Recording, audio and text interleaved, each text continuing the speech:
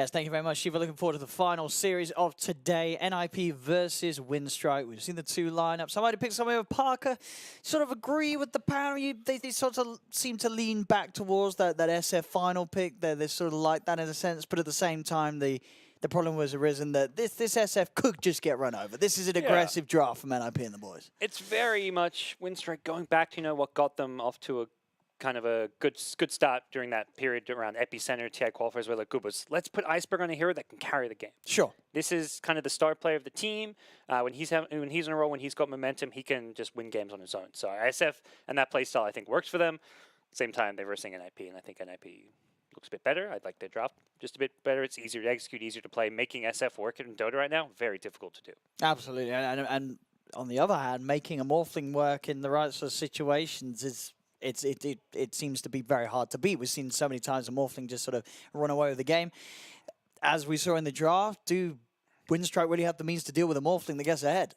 No, can they kill him? Not really. Yeah. They have Shaker for the insta-stun if you want to stop him morphing, so that's so-so. SF, if he goes that Yule's Requiem build, maybe you can get on top of Morphling and blow him up when he's on low health. True, or like which will be interesting because Iceberg does like that build, but it's also a build that you can kind of just throw the game away on. You know, you get ahead, you keep making these rotations. Sure, you get a few sort of kills with the combo, and then as soon as it slips away and you stop being able to find that pickoff after pickoff, that build just becomes pretty obsolete as the game goes on.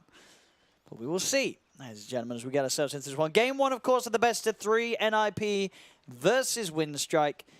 Let's see what they can get done. And indeed, as the panel mentioned, the PPD axe. We're seeing a lot of teams starting to touch upon this. You know, Envy was at it, Secret was at it, NIP was at it. Support axe certainly seems to be the way nowadays. Teams are making it look very, very good.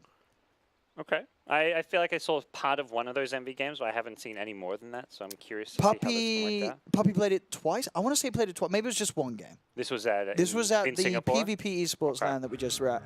Huh. And it was very good. I'm pretty sure he won 2 games with it. And just playing in the safe lane to kind of secure some farm? Yeah. Is that the idea? Like you're playing like an Undying where you just run at them, spam Battle Hunger and stuff? Absolutely, yeah. He sort of maxed the second and third skill. Battle Hunger and the spin and top lane at 33. Is getting run down by the 3 heroes here. Hey, rough stuff for him. He's taking a lot of damage. He's going to be able to drop Fissure's coming though. He can look to tango. He's got the tango. 1 second to Fissure. But you're absolutely right. Block offs there. First blood for Always Wanna Fly.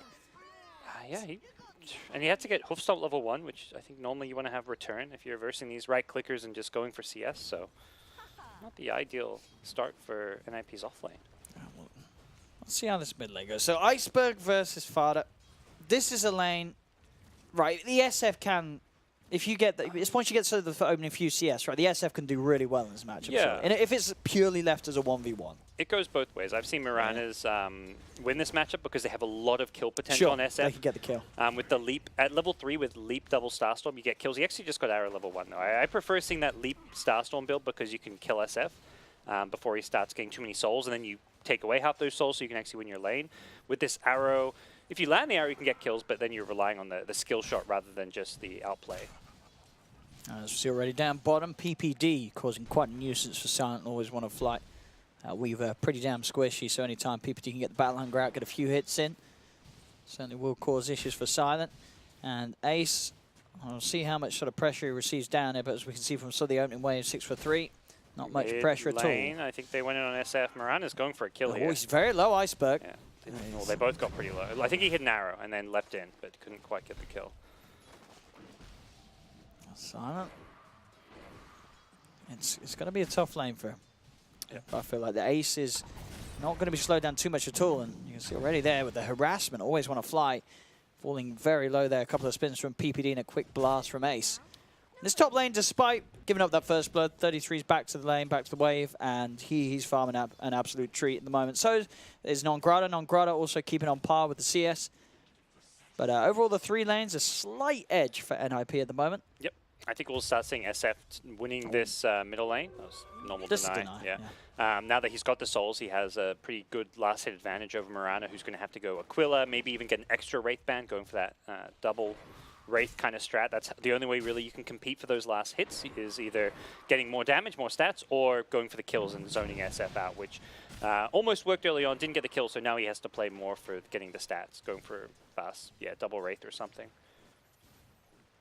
As for bottom, yeah, Ace is free farming, and I don't see that changing right now. These heroes just cannot pressure a Morphling. Definitely one of the reasons why Morphling was such a good pick is that not just is it great in game, but it's also has a really good lane. On top lane, trying their best to kite around 33. They go for the Fisher into the Gale as they'll chase him down.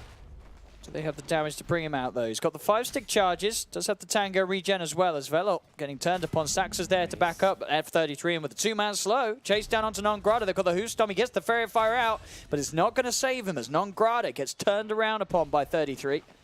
They'll get themselves the kill. NIP up top. Same time down bottom. A bit of a go on to Always Want to Fly. The call as well from PPD. He's looking for the spins. Always Want to Fly getting pretty low with the Battle Hunger on him as well. Ace has got to be careful, though. Heads forward, gets Fire Blasted. Is starting to shift into the strength.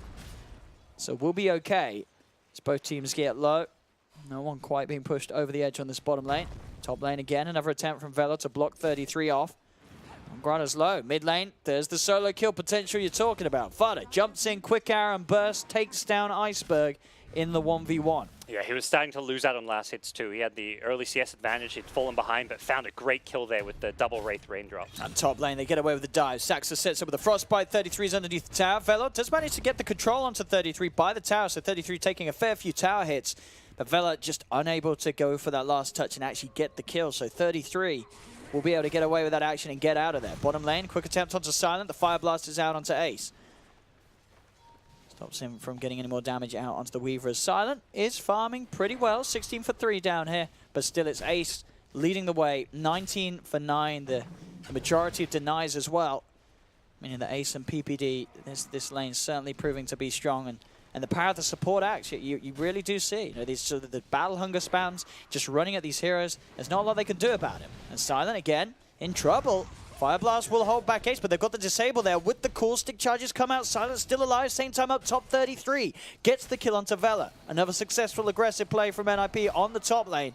Ace has got the strength to shift into. They're trying to lock him down with the Fire Blast. Still not enough damage as PPD is just punching Always Want to Fly. The Battle Hunger as well. He needs to spin and he may be able to get this kill onto Yoga. The Battle Hunger does wear out.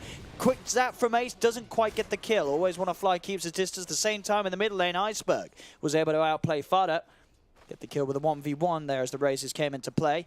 Big gold swing as well in that mid lane, thanks to that. And as you can see on the CS as well, 24 for 12. So despite Iceberg giving up that kill earlier, certainly still holding the lead in that middle lane. Top, 33, block off from Vela. The Fish is out. 33 can try for the Hoostomp, but Saxa is there. They'll look for the lockdown on Non-Grata. Can he get the double edge out in time? He can. Will lose his life, but sets up Saxa to find the return kill. A core for a core up top between NIP and Winstrike.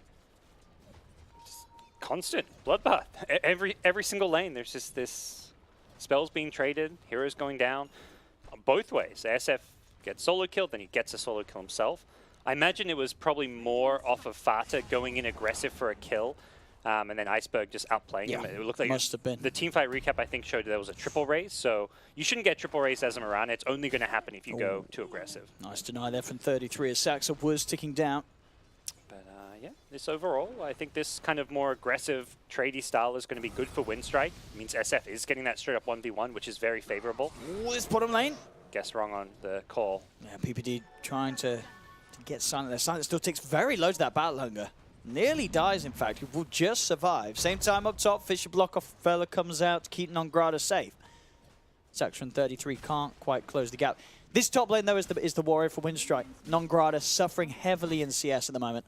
Only 14 last hits on the Veno and constantly sitting sort of on the edge of his life.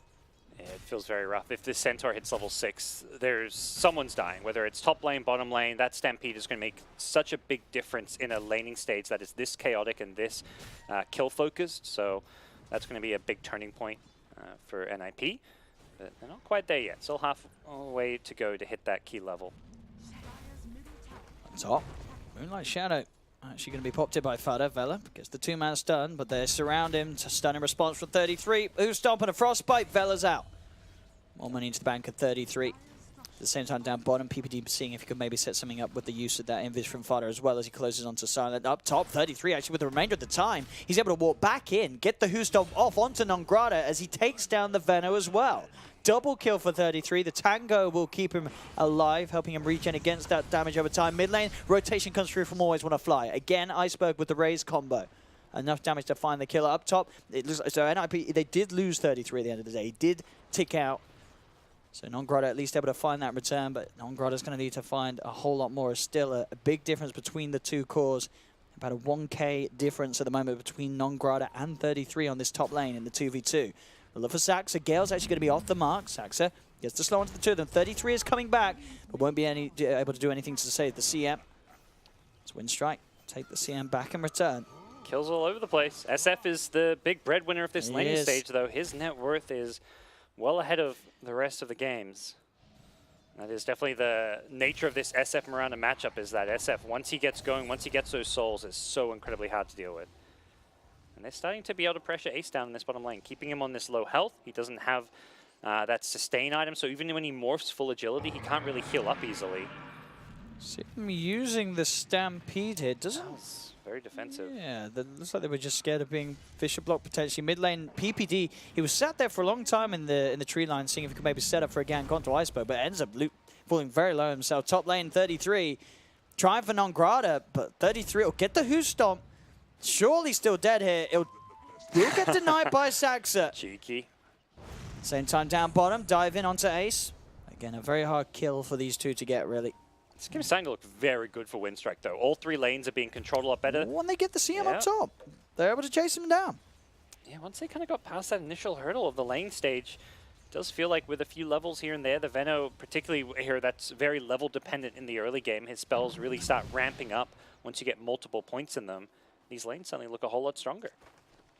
And as you say, this SF, Iceberg, he's certainly set himself up to take over the game. If he gets sort of that first major item and starts making these rotations and pickoffs, he could certainly crush these side lanes, which at the moment stand pretty even. Yep. Yeah, we'll see if he's going to make any moves anytime soon. I think he's happy just to keep power farming.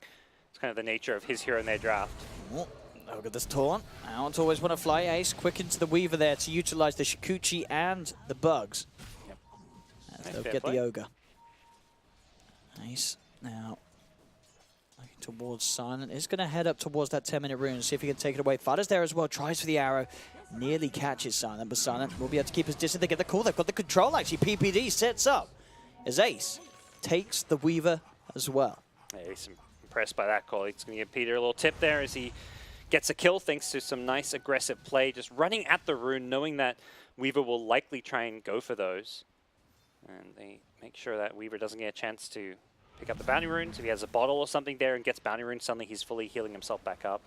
Talking about the Weaver Silent, he's headed up towards the top lane, looking to try and turn this 2v2 into a 3v2 and find some kills off the back of it. Saxa held in place by Vela. CM's gone, but it will buy time for 33 to get out of there. It's a Weaver TP, though. That's kind of an expensive rotation because now your Veno's either forced to go jungle or Weaver has to walk all the way bottom. You have two cores in the same lane, only one of which can TP out. Nice there from Iceberg. Comes back into the lane, denies the tower, takes that away from Fada. Yeah. And still continuing sort of this absolutely humongous lead. The way that he's able to just clear through the jungle at such speed, just using the clarity, he's keeping himself topped off. You can see the difference he makes. He's 2k gold ahead of Fada's Mirana at 11 minutes in. This SF, he's massive. Got to see what he's able to do with it. Top lane, they try and make a play onto Silent, but he's still able to time-lapse out of the Frostbite. He's fine. Now Vela goes for the Fisher block off. Silent's got to be careful, though, because Fada's coming with a rotation too. Goes for the arrow, but won't get the connection. Vela dodges it, same time down bottom. The dive coming in. PPD and Ace looking towards Non-Grotto. They've got the call. They have the control. They did take the ult to the faces. They'll lose a lot of health in response. In fact, with the Fire Blast, PPD should be in trouble. The ward's still hitting him down as PPD does fall. But they got the kill onto the Veno that they're after. Ace will survive. It's still just sort of that timer where we're waiting to see how much Iceberg is able to do with this very early lead that he's got in the SF. Yeah, he's had a quiet game, but that's a pretty happy SF. The first 15 minutes or so, if it's quiet and you're free farming, you're perfectly happy. It's that first item where SF really comes online and can rotate. Before that, the only way you rotate is if you get like a haste rune or an invis, and it's pretty scary to go check runes as SF because you've got no escape, you maybe lack some vision, you don't want to get arrowed, any kind of a stampede and you're dead, so you're forced to play even more defensive because of N.I.P.'s lineup. I see up top, they really want to try and make a play on Silent. They know that he doesn't have the time lapse, so if they get a Frostbite, they've got a good chance of getting in and getting the kill. The control, the Who Stomp and the call. Yeah, they've kind of taken too long that it's actually even come back up now, so very low cooldown on the time lapse, and they are going to try and invis in, but it's been you know, it's spotted. It's kind of a question of will Silent come out anyways. Often players will get a bit greedy even when they see that Moonlight Shadow. But Silent doing a good job staying disciplined under his tower. He's hard to catch. Unless they get an arrow. Arrow. Not going to be on the mark. This is a big dive for Silent. Can they find him? They do. They get the Who Stomp. He's not going to be able to time-lapse out of this one. As PPG's in with the cool control as well. They'll get themselves the kill that they hope for, that Weaver. Vela just keeping himself hidden for now, as he wants to protect his goal. 1200 towards the Blink Dagger at the moment. Good kill. Not an easy one. You could have maybe gone for like a time-lapse play, even on full health, just to time-lapse away from them, then Shikuchi off to the right. But even that, there's no guarantees. They could stampede after you.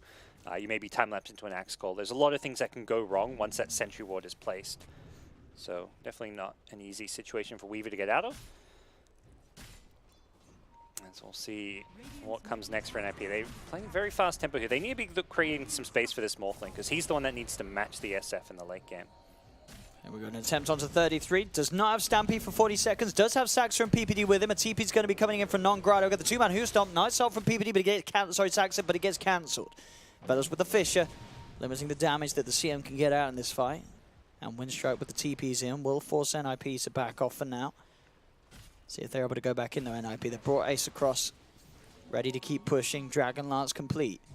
This SF just keeps increasing his lead over the rest of the pack now. Oh, arrow from Fada. Nice. Gets Vela as well, as Vela tries to head up to the safety of the high ground, but N.I.P. more than prepared to take him. As looking to the side of Winstrike, Earner's being complete by Non-Grado, so it looks like indeed as the panel was hoping he will get the Spirit Vessel for the team eventually. Top lane, zap in as they get able to burst down Non-Grado. There's going to be a buyback from Vela as N.I.P. are diving pretty deep on the side. PPD with the control onto the Yoga. Iceberg pops the Requiem, is able to get the kill onto Ace, and they do get PPD as well. So buyback from the Shaker pays off as they're able to defend and respond on this top lane, and they get that kill on Ace and the money. Going, of course, the way of Iceberg. Iceberg's just insanely farmed. He picked up a Yasha, so it doesn't look like we'll see any kind of Requiem-based builds, like either the Yule Scepter or the Shadow Blade, going for a more stats-heavy build. This is going to allow him to group up with his team, hit some buildings, and play a different style of SF. Oh, look at this. Wow. Very... They don't have detection. They knew that if they set that extra bit of time with this with the Echo Slam, they could get the kill with the Raze, and Iceberg will certainly tip Vela for that. More money for Iceberg. He's always going to be happy with that. Yeah, that was a very nice kill. But it's, I mean, it really, if you look sort of how the gold is split, it's a lot of weight on Iceberg to carry this, because the Weaver and the Veno, they're still pretty far behind. You know, as a whole, N.I.P., they've got 3 cores in a good position. Winstrike, they've got 1 in a fantastic position, but it is an SF. This hero, this is a hero that can very easily just drop off and out of a game after a couple of bad team fights. Inside the jungle, N.I.P. Fine, always want to fly. So it really is whether this game is or isn't going to be the Iceberg show. Oh yeah, and these other heroes are not ideal heroes to not have farm on. Like the Veno is just not a high impact hero against this particular lineup. Panel talked about how the hero can work well against Axe and these Blink cores, but Axe is a 5-position support. Centaur Stampede completely negates what Veno brings to the table. It's also not an amazing Weaver game. Weaver just needs farm in general as a core. If you're playing like as an underfarm Weaver, there's not a whole lot you can do. We may see like an Ags type build just so we can keep Iceberg alive, but then he's doing even less damage. So it really is, yeah, all in on Iceberg. This guy has to carry them hard this game. Yeah. And he's playing sensible. You know, we've seen in the past, Iceberg likes to go for these crazy offensive builds. He's got the full Manta style. We'll see what he goes next. Maybe even goes for like Manta into BKB. We'll see how defensive he feels he has to build. It's top lane. He's getting jumped. Didn't get the Manta dodge off in time for the Who Stomp. He'll get it off now, but it doesn't matter. The call's there from PPD. That's Iceberg gone, and that is sort of the one big hope for Winstrike in this game. If they lose this SF a couple of times, that impressive lead that he was able to build out of that mid lane and out of the jungle is going to slip away. And the chances of the other 2 cores sort of bringing it up themselves without this SF setting them up some good team fights is pretty slim. Because NIP, their 3 cores are just, as a group, catching up to even the SF. They're putting pressure on this tier 1 tower bottom. They're even looking to set up on this top lane with the Moonlight Shadow. They're making the plays. It's 20 seconds still without this SF. And it's an SF. This hero it's such a glass cannon sort of hero. Yeah, it's very volatile. You're playing against a lineup with some good insta initiation, the blink call, the blink hoof stomp. There is a window where you can Manta dodge it, which is I think where Iceberg went for the Manta, but there's not like obvious easy spells to dodge or dispel with it. It doesn't feel like a amazing game-changing item because there's just so much disable. Like all 5 heroes have some sort of a stun or a hold. So yeah, your Manta dodge one thing, but the chances are there's going to be another hero on top of you. He's going to get you. And the chances are 1 time out of 2, you're probably getting hit by that blink hoof stomp. Even with you're not going to mana dodge it every single time. No, it's not a reliable thing. Yeah, like a BKB, if you're ready and see that and just ready to respond anytime Center's blink stunning, you can almost always get that off. Like that's a lot more reliable than the Manta, but we'll see. He doesn't want to compete. The early BKB can, I would think, can come with its drawbacks. Because that's the temptation. You know, you go for the Manta because it offers you a bit of, you know, both worlds. You got a bit of damage, you got a bit of ways to move around the map a bit quicker, speed up your farm. Bottom lane, Saxa will be found here. Quick jump in from Vela as they slap down the CM. He's got the blink now. He needs to have a good game. I think there's a lot of pressure on Valor to be one of the guys to step up. He can counter the Morphling with his Blink Echo. If Morphling sing on too low of a health, he can actually kill him. Down bottom, they do get the ult in onto the 2 of them. Vela will jump with the Echo Slam, but it's not quite the damage that he'd hoped for. As Ace and 33, they're fine. Vela goes for the TP out. There's no Who Stomp available, but there is a stun ready from Ace. As 33 gets the double kill, the aggressive attempt from Winstrike unsuccessful behind that tier 1 tower. As we're seeing what happens when this underleveled, underfarmed Veno gets in there. Look at the network. PPD, Mr. PPD on his support axe is nearly more farmed than 2 cores of Winstrike. They are just a couple of 100 gold ahead of him. Yeah, he's done playing 5 position. He's like, all right, I'm stepping up, he says. Like literally, this whole game is on Iceberg, and I don't know if that's a good thing. Because he's a Shadow Fiend. As we say, he has to have the game of his life now. Because at the moment, NIP, no, they're playing Dota. They've got a carry, they've got a mid lane, they've got an off lane, and they're all where they should be. Winstrike, they've got an SF, and then they haven't really got a whole lot else at the moment. And NIP have a support axe, which considering they had such a good laning stage, and now you've got an axe as a blink initiator at this stage of the game, that's great. That's good news. When you can have something like a support axe and enter the mid game with an advantage, you're feeling very good about yourself. I want to see what Iceberg goes next. He's still saving up his money. I think he's thinking. If you are this SF, how do you carry the game for your team? I feel like he almost just does have to get the BKB as well as the Manta Star to have any sort of a chance in these fights. So maybe he does have to go for some bigger sort of higher risk item that allows him to actually have the damage to find these kills. Either way, it's so hard for Iceberg. He's got to do some next level sort of 4D, 300 IQ chess play. He's queued up the BKB now. Yeah. Want to kill this Mirana, but not an easy kill. Mirana just leaps on out. May still get caught here if she lingers around a bit too long. I've got the full Spirit Vessel on Non-Grata, so there are ways that they can kill Ace. Yeah, like there is the potential. And we'll probably see some items on him to just help dispel it, so he doesn't have to, hold on to his ultimate. And he's got an ulti orb, so I imagine that could be a Manta style that he's going to go for first, or it could see a Skadi. Not a bad item as well. Definitely a game where I feel like just going, raw stats, get some lifesteal later on. That's a very good way of countering Venom, is just having that lifesteal built in there. So some kind of like Manta, Skadi, or into a Satanic type build. Just get very tanky, because if you can outlast them, you're going to win a fight. Tower will be taken, Winstrike. I'll get the tower. On Grada after the Spirit Vessel, going to go for the Aghanims. A bit of damage to the team fight mid lane. They're making the move here as they close the gap onto Silent. Attempt to, at least with the Stampede. They won't quite get it. Vela's actually going to jump in with the counterplay. Goes for the Echo Slam. Fisher as well to lock down PPD. The arrow comes out. He tries to Manta dodge it, but Fada still gets the connection onto Iceberg. This is their SF, and they just lose him at the front of the team fight. SF gone for 60 seconds. They'll try and run in Non-Grata with the ultimate. Saxa TP's out straight away. He'll get out to safety. PPD won't, as Axe will fall. Always want to fly. Trying to run away from 33. 33 under the cover of the Moonlight Shadow. Still got a lot of damage over time on him, so can't make a blink play. May just find Non-Grata. Non-Grata is getting blocked off. He's getting bursted down by Ace and 33. As again, NIP coming out on top of the team fights. And we're sort of seeing the weaknesses of the SF.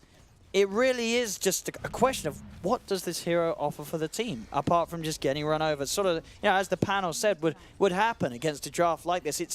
It's just very hard to play the Shadow Fiend. I mean, he did a fantastic job of hitting creeps and hitting neutrals, but when it comes to turning up and going, oh, there's 5 of the heroes on the opposite side that are all pretty good against me, what do you do as an SF? It's going to be tough. He's got that BKB coming soon, but even with BKB, you're playing against 2 elusive cores, and that's where when you pop BKB, Mirana can leap away, Morphling can waveform out. You don't have that guaranteed hard initiation on yourself. You can maybe look to rely on the Shaker to guarantee kills during BKB. This item's so much better when your opponents just can't run away from you, and Stampede is also great for getting away from you, so not going to be easy even with it. And there's a pipe on the center, so that's going to block a lot of the Requiem damage. Things looking very good for NIP as a whole. Yeah, absolutely, into the pit as well, and unlikely that Winstrike are going to be able to do anything about this. They don't have the Poison Nova or the Echo Slam available after using it in that attempt in the middle lane. This will be a Roshan and Aegis in the hands of Ace. As you mentioned already with that Skadi, very beefy. Very hard to kill in top lane. PPD with the setup. Do they have the chain control? They don't. Fada can't quite find the angle for the arrow with the creep standing in the way, but he'll jump towards, always want to fly instead. He'll make the connections there. Frostbite comes out. They've got the root. He's got no time lapse, so no escape for Silent. As N.I.P will claim both of the kills on the top lane off the back of that rotation and continue to grow their lead. 6k advantage. And that, if you sort of take the SF out of the equation, in reality, it's a much bigger net worth advantage if you sort of consider the money being in places where it actually has an effect. Yeah, this Weaver and Veno are not going to feel like core heroes this game.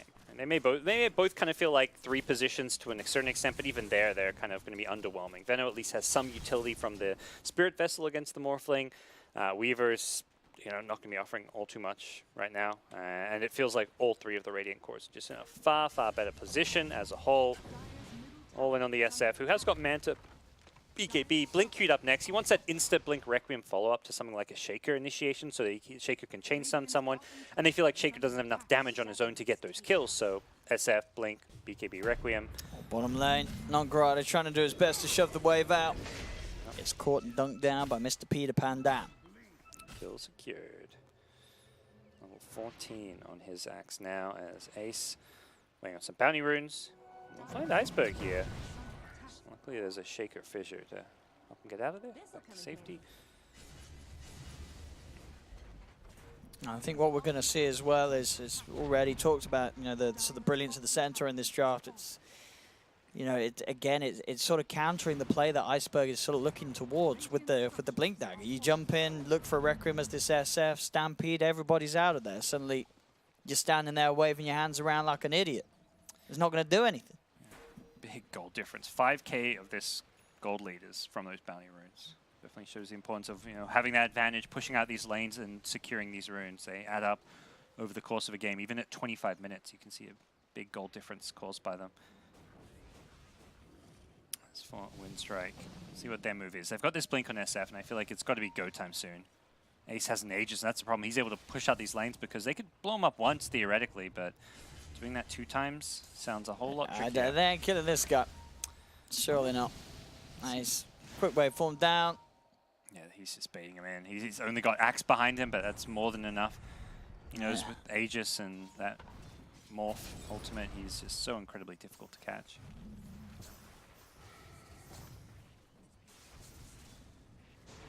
So we've a Maelstrom BKB.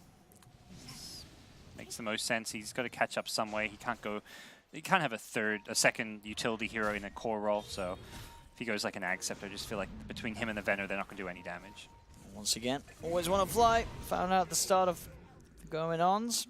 And Silent to show himself. So they've got a ward down upon him.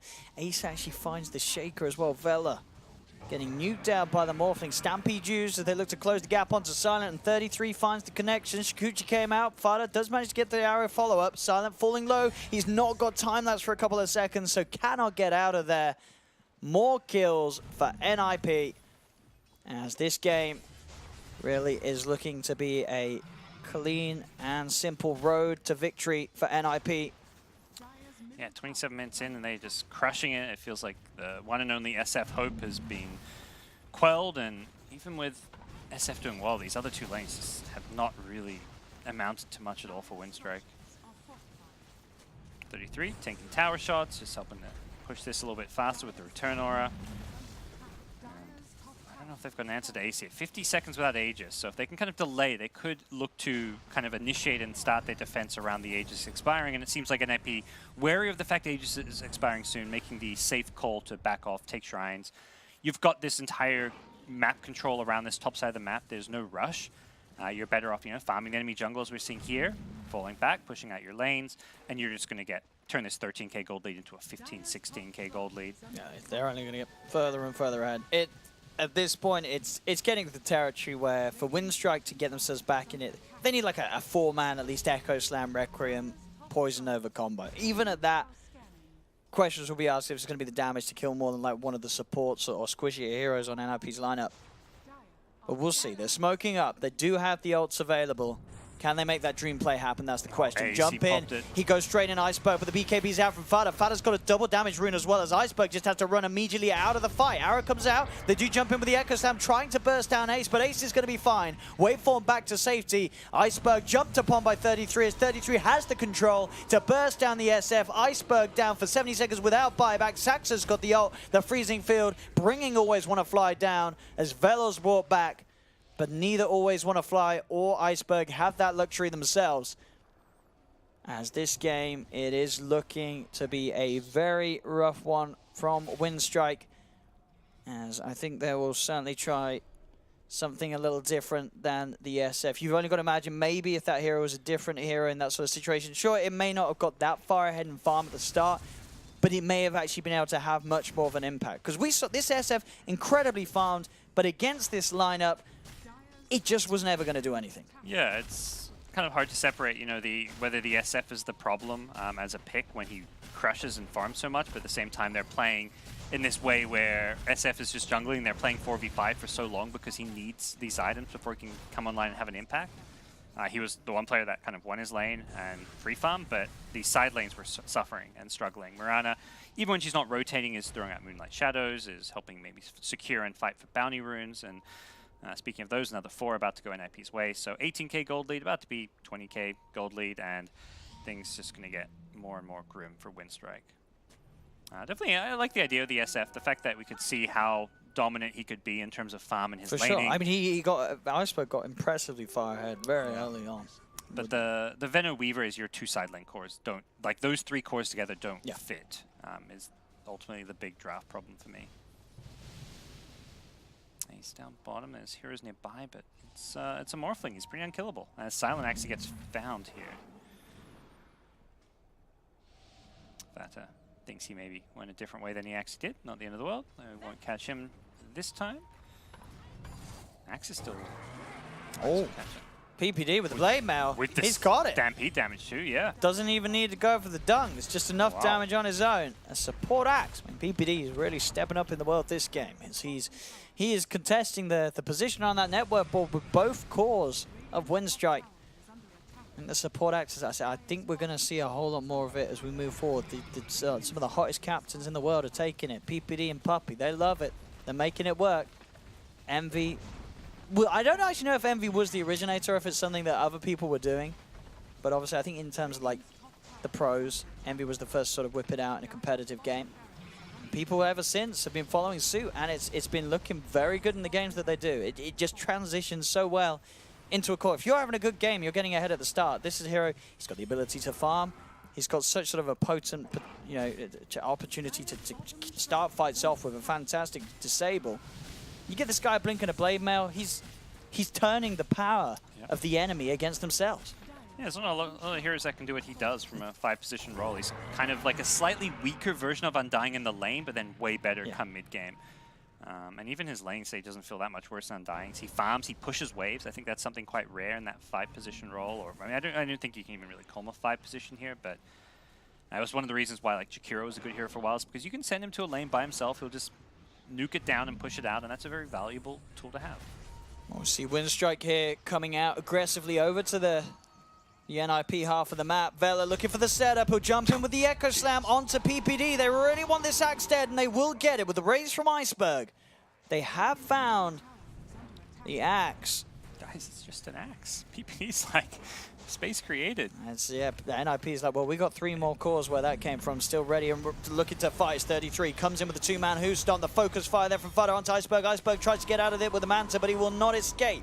As he gets taken down, the arrow thrown out as well. Won't connect. Gives them the vision onto Non-Grata. As Non-Grata trying his best to run away, but the procs are there for the Maelstrom. Fada gets the double kill, gets the triple kill as they find themselves a 3rd and then a 4th. And GG is called. That was Winstrike's last attempt of getting themselves back into this game somehow, but they couldn't as N.I.P. in this match. They absolutely killed it. They nailed it. Every lane, apart from the mid lane, you know, where we saw Iceberg give us an impressive show of farm. It was just fantastic coordination from N.I.P. And again, as I say, this support axe, you've got to watch out for it in the right situation. It is just devastating. PPD, he was another core in that match. These heroes you can pick early on, first 2 pick, and then have be a core support. They're just so value right now. That's why N.I.P. loved first 2 picking Ogre. It was actually first picked this game by Winstrike, but that was partly as a block pick because N.I.P. have been picking Ogre, and then they can run it core for 33, or they can run it as a support. So PPD, always a guy that loves having these flex heroes, and he gets to that 4th, 5th pick of the draft for himself. He can pick whatever he wants. It's totally open, and it's a great way to make sure that you can kind of force your opponents down a direction they shouldn't be going, like a Venno. Yeah. You pick a Venno against Axe, it's a 5-position Axe. He doesn't care. Suddenly they have a Centaur who is a great counter to Venno. Stampede, Pipe, boom. What does Venno do that game? Absolutely nothing. And in sort of in terms of the SF as well, as you say, even though that game it looked like it didn't do much, if it had sort of the better composition in terms of the cores on the side lanes, the fact that the SF was far ahead could have been utilized better if you had better cores to play with. They were outdrafted before the SF pick came out. Okay. I think SF showed by his farm and what he did mid that the hero can work and can win lanes, can farm games, but ultimately their draft as a 5-hero lineup was just failed. Just a little awkward. Yeah, well, ladies and gentlemen, that was only game 1 of the best of 3. N.I.P. taking the lead against Winstrike team. Don't go anywhere as game 2 will be around the corner for now. We'll send you back to the panel, though, to hear some post-game analysis.